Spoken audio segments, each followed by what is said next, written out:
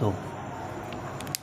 Chapter का नाम क्या है? एक चर वाले रेखिक समीकरण। चलिए, होता क्या है एक चर वाला रेखिक समीकरण?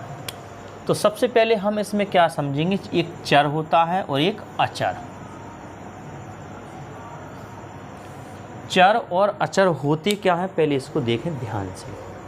चर होती है अज्ञात राशि, अज्ञात राशि, और अचर क्या होता है?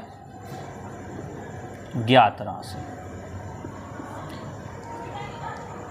ऐसी मान जिसको हमें ज्ञात करना है, ऐसा मान जो हमें ज्ञात है। तो ये होते हैं x, y, z, ABCD की कोई भी अक्षर किसी व्यंजक में लिखे हो तो वो क्या कहलाते हैं? आपके चर कहलाते हैं। जैसे हम एक व्यंजक ले लें 2x प्लस के 5y, इस प्रकार हमने एक व्यंजक ले लिया।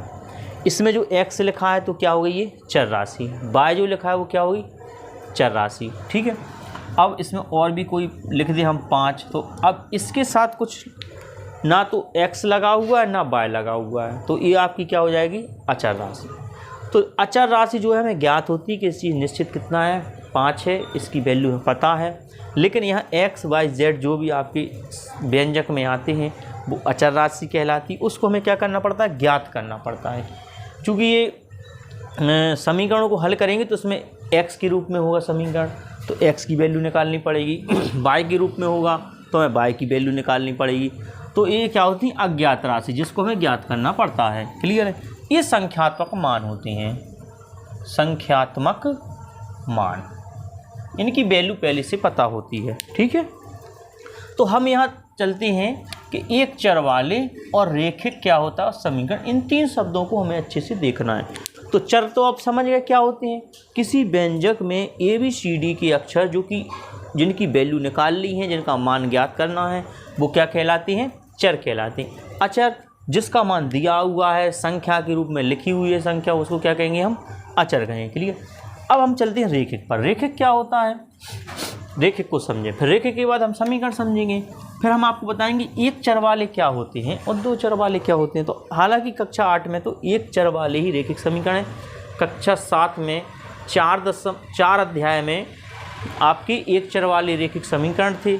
अब यहाँ आपकी गणित कक्षा 8 की गणित में भी एक चर वाले समीकरण है अध्याय 2 में। आपको 9th और 10th में 2 चर वाले समीकरण मिलेंगे। तो रेखिक क्या होता है? रेखिक का मतलब समझें। रेखिक जब किसी व्यंजक में चर राशि की घात 1 हो, जब किसी व्यंजक में चर राशि घात 1 हो, रेखिक कहलाता है। अब देखें, जैसे हमने ले लिया 2x प्लस के 5, इसमें चर कितनी है? एक चर है। कितना चर है? 1। हम यहाँ लिख दें 2x प्लस के 3y। कितने चर हो गए? 2 चर, एक x हो गया और एक y, 2 चर हो गए। लेकिन हम यहाँ एक चर वाले पढ़ेंगे। ठीक है, तो अब इसको रेखिक क्या होगा? अगर यहाँ देखो 2x पे घात यहाँ कुछ नहीं है तो 1 घात मानी जाती है। अगर चर राशि आपकी 1 घातीय है तो उसको हम रेखिक बोलेंगे। अगर वो व्यंजक है तो रेखिक व्यंजक कहलाएगा, अगर वो समीकरण है तो रेखिक समीकरण कहलाएगा। अब सबसे पहले समीकरण बन, जब किसी व्यंजक में 2 पद हों, किसी व्यंजक में कितने पद हो? 2, एक बराबर का चिन्ह लग के एक इस साइड पद होता, एक उस साइड पद होता। जैसे हम इसी को ले लें, 2 हमने लिख दिया यहाँ 2x प्लस के 5 बराबर के 6 लिख दिया। इसमें कितने पद हैं? 2 पद हैं, एक हमारा इस साइड है और एक बराबर के उस साइड है। हम पद को कैसे भी लिख सकते हैं, 6 को हम इस साइड लाएंगे, माइनस का हो जाएगा, माइनस के 6 बराबर के 0, उस साइड बोलो 0 भी हो गया। तो कहने का मतलब है किसी व्यंजक में जब बराबर का चिन्ह लगा होता है तो वो समीकरण कहलाता है। ठीक है, अब समीकरण कैसा होना चाहिए? रेखिक है या आपका रेखिक मतलब 1 घात वाला चर है उसमें तो रेखिक कहलाएगा। तो वो कैसे डिसाइड करेंगे? हम चर राशि को देखेंगे। चर राशि पे कितनी घात है? भैया 1 घात है, 1 घात लगाई नहीं जाती इसलिए हम डायरेक्ट लिख दी 2x प्लस के 3y, कुछ भी लिख दो, केवल चर राशि पे एक घात होनी चाहिए तो वो आपका रेखिक कहलाएगा। ठीक है, देखते हैं। अब हमने लिख दिया 3x प्लस के 6 बराबर के 12। चूँकि चर राशि कितनी है इसमें, 1 है। चर राशि की घात कितनी है, 1 है।